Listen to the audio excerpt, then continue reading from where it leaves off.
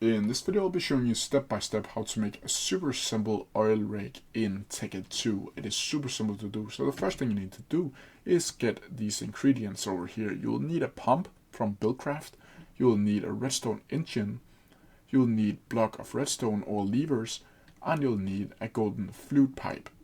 And of course you'll need a tank. Then from here you simply need to find the oil, you need to add a pump.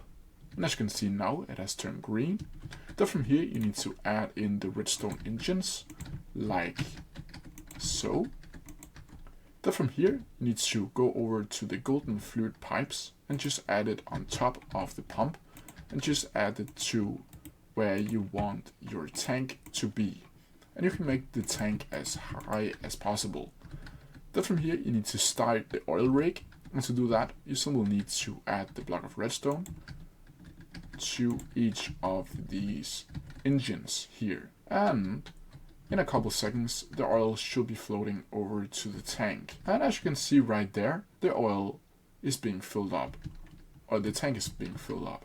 And that's how you do it. If you have any questions about it, please leave them down in the comment section below and I'll try my best to answer them as quickly as possible. See ya!